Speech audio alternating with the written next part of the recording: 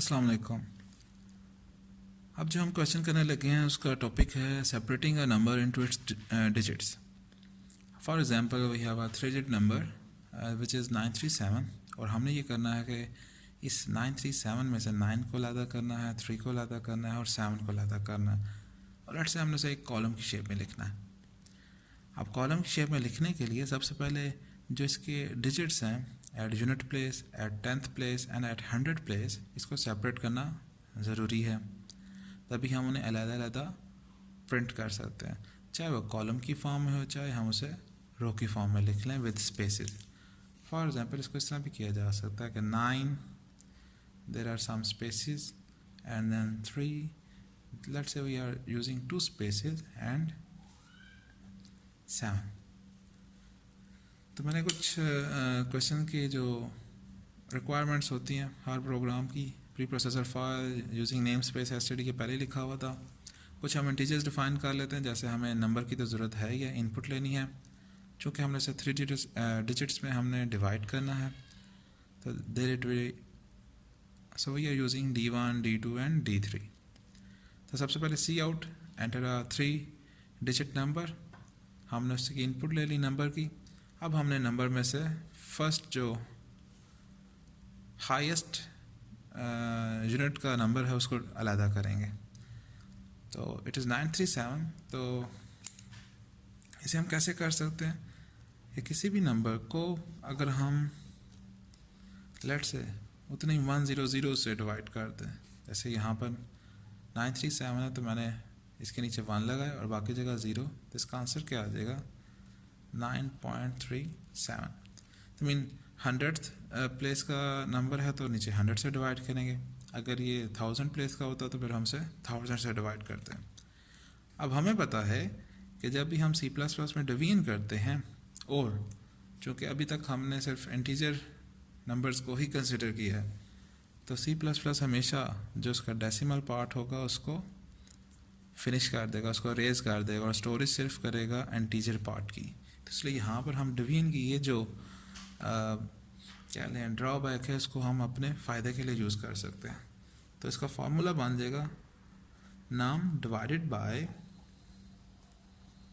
100। तो ऑटोमेटिकली जो D1 है इसके अंदर वैल्यू जो चली जाएगी it will be 9। Okay fine, ये तो हो गया।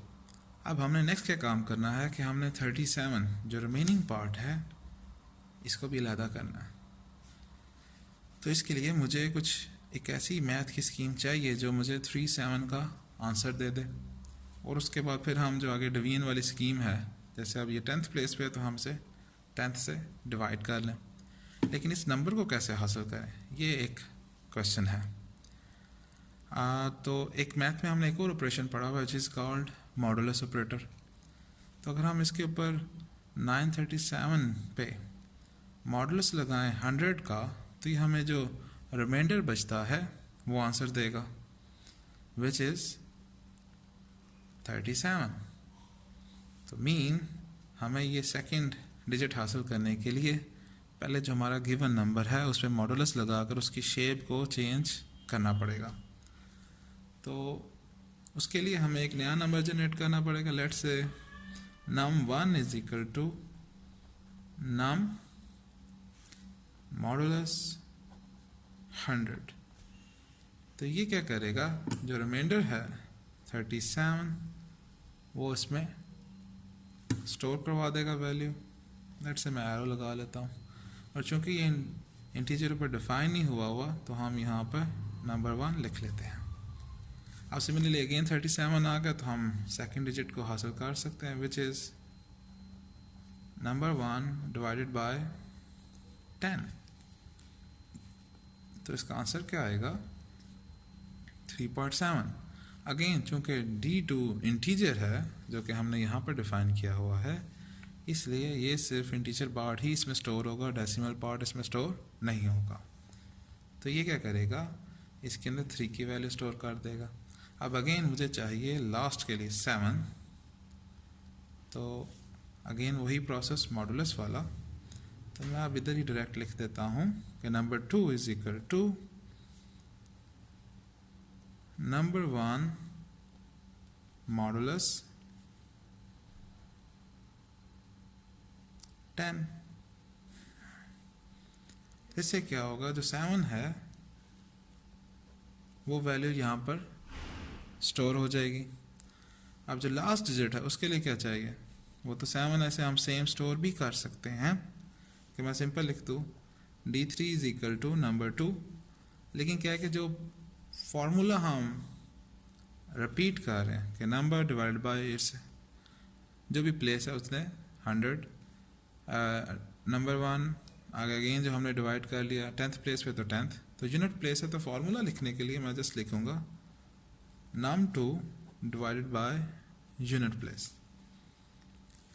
अब ये लिखना ज़रूरी नहीं है, लेकिन जस्ट क्या एक फार्मूले की शेप बनाने के लिए कि जो सी यूनिट प्लेस है उसी का आप यानी जो भी डेसिमल प्लेस या डिजिट प्लेस है वो आप इधर लिखेंगे। तो चूँकि अब ये यूनिट प्लेस आ रहा है तो इसलिए हमने यहाँ पर यूनिट लिख दिया। तो वो जो है D3 के अंदर क्या कर देगा, 7 को स्टोर। ये सिर्फ इसीलिए लिखा है कि ताकि जब हमें कोई जनरल फार्मूला बनाए तो उसकी कंपोजिशन में आसानी हो।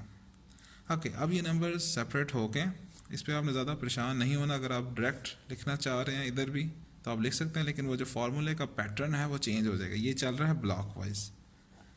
तो प्रोग्रामिंग में जो उसकी शेप है उसको प्रिजर्व रखना बहुत अच्छा होता है, उसके लिए बहुत ज़रूरी होता है, क्योंकि जब आप उसकी शेप को प्रिजर्व कर रहे हैं तभी आप उसका जनरल फार्मूला बना सकते हैं। अगर आप शॉर्टकट ढूंढेंगे कि यार इसको तो हम डायरेक्ट भी लिख सकते हैं, तो फिर आप उसका जनरल फार्मूला नहीं बना पाएंगे, जो कि आगे जो कि हमने नेक्स्ट अभी पढ़ना है जिसमें हमने रेपिटेशन लूप्स वगैरह लगाने हैं, उसमें फिर हमें ये चीज़ फ़ायदा देगी।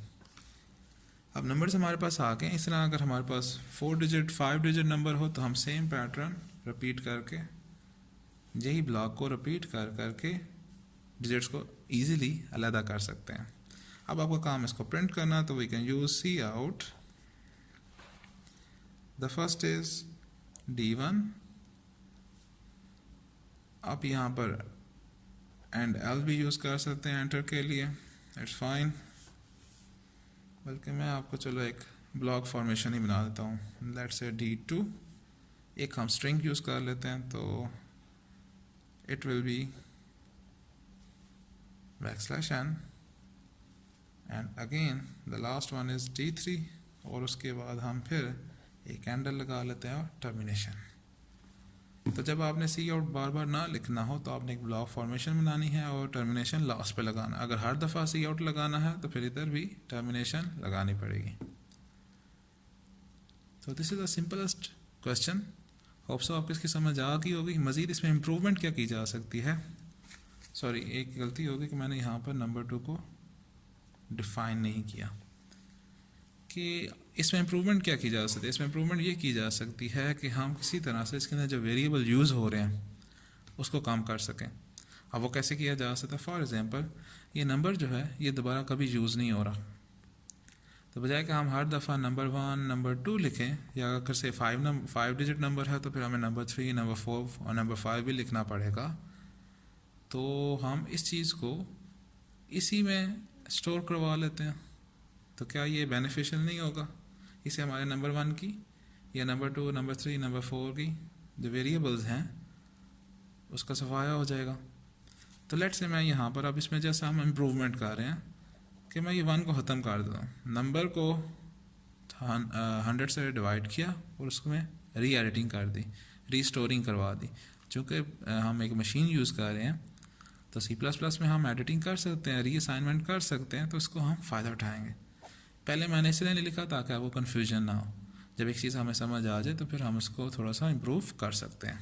तो सिमिलरली यहाँ पर भी क्या हो जाएगा, नाम एंड अगेन जब 10 से होगा तो फिर री एडिटिंग इधर भी करवा दो। तो इसने क्या कि हम एक ही वेरिएबल को यूज़ कर रहे हैं instead of using new variables, तो हमें न्यू वेरिएबल जनरेट करने की ज़रूरत भी नहीं पड़ेगी।